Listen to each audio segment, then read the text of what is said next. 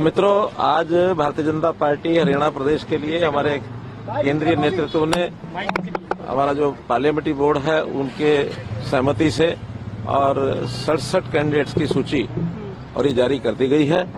हमारे मुख्यमंत्री श्री नायब सिंह सैनी वो लाडवा से लड़ेंगे और भी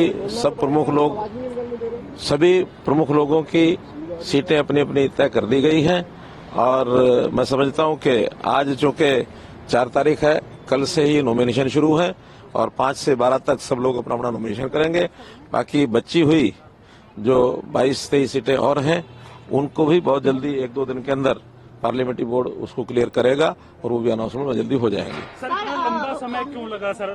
काफी लंबे समय से इंतजार किया जा रहा था, क्या कुछ मंथन किया जा रहा था, क्या कोई आपसी राजनीतिक गलियारों में चर्चा ये थी कि अनबन चल रही है? नहीं, किसी प्रकार की कोई अनबन नहीं है, क्योंकि चुनाव एक रणनीति का विषय होता है और उसमें रणनीति में तिथि जो है एक मुख्य भूमिका अदा करती है कि किस दिन करना चाहिए। उस हिसाब से हमको ये लगता है कि आज की तारीख 4 तारीख को ये घोषणा करेंगे ताकि कल से नॉमिनेशन शुरू हो जाए। तो उसी हिसाब से इसकी आज की तिथि तय की गई थी। कोई अनबन नहीं है, कोई किसी प्रकार का मनमुटाव नहीं है। परामर्श करने के बाद पहले एक शॉर्ट लिस्ट जो है प्रदेश की ओर से आती है, फिर बाद में पार्लियामेंट्री बोर्ड में बैठ करके और लोग तय करते हैं। तय करने के बाद अंतिम सूची जो है उसको जारी कर दिया जाता है। तो भी अभी 22 सीटें बची, 23 सीटें जो बची हैं उसका भी 1-आध दिन के अंदर उसको फाइनल करके दूसरी सूची भी जारी कर दी जाएगी। सर, कांग्रेस जो है वो आम आदमी पार्टी के साथ गठबंधन करने जा रही है, तो इसका असर किस तरीके से देख रहे हैं?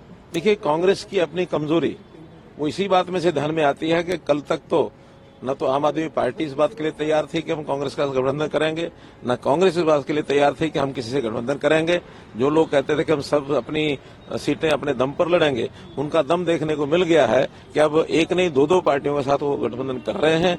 अब उनका गठबंधन का सारा चित्र सामने आएगा। उसके अंदर कौन सी सीटें ये छोड़ेंगे, कौन सी वो छोड़ेंगे, और उनके घर के अंदर जो एक सीट के ऊपर जैसे उन्होंने 80-80, 60-60, 65 फॉर्म भरवा करके इतने कैंडिडेट तय किए हुए हैं, उस संकट में से वो निकल पाएंगे कि नहीं निकल पाएंगे, मैं इसमें कुछ कह नहीं सकता। लेकिन निश्चित रूप से वहां एक भगदड़ जो मचने वाली है, उस भगदड़ मचने के कारण से उनकी जो जीत है वो कहीं सुनिश्चित नहीं है। सब लोग एक दूसरे लड़ाई लड़ेंगे, इसका लाभ भारतीय जनता पार्टी को मिलेगा। हरियाणा बीजेपी के लिए कितना टफ है कॉम्पिटिशन? देखिए, इलेक्शन होता है और उस इलेक्शन को हमेशा एक स्पोर्ट्समैन स्पिरिट के नाते से चुनाव लड़ा जाता है, खेला जाता है, और उसमें हम लोग, हमारा कार्यकर्ता, हमारे नेता सभी पूरे उत्साह में हैं और हम अपने कार्यकर्ताओं के माध्यम से इस अभियान को जो कल से शुरू हो रहा है, यानी प्रत्याशियों के नामांकन का जो शुरू हो जाएगा, उसको विधिवत रूप से सारी हमारी योजनाएं, सारी हमारी व्यवस्थाएं सब कंप्लीट हैं और हम अच्छे प्रकार से चुनाव लड़ करके तीसरी बार भारतीय जनता पार्टी की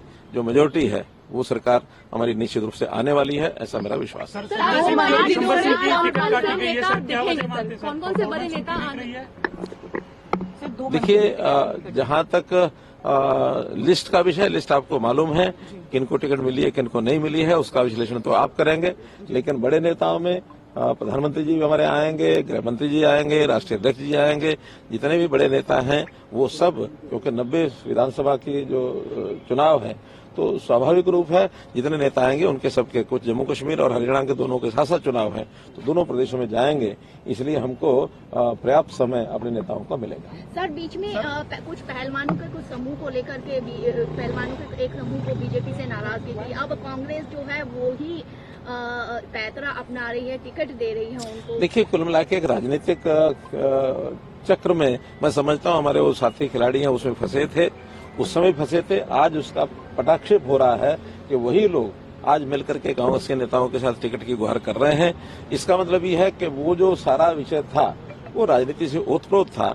उस समय तो एकदम इसको शायद इतनी साफगोई से कोई नहीं कह सकता था, लेकिन आज तो साफगोई हो गई कि वही लोग आज कांग्रेस की टिकट के लिए उनके पास जा रहे हैं और वो भी कह रहे हैं चुनाव लड़ाएंगे। इसका मतलब वो सारा जो राजनीति से प्रेरित वो एक विषय मुझे लगता है।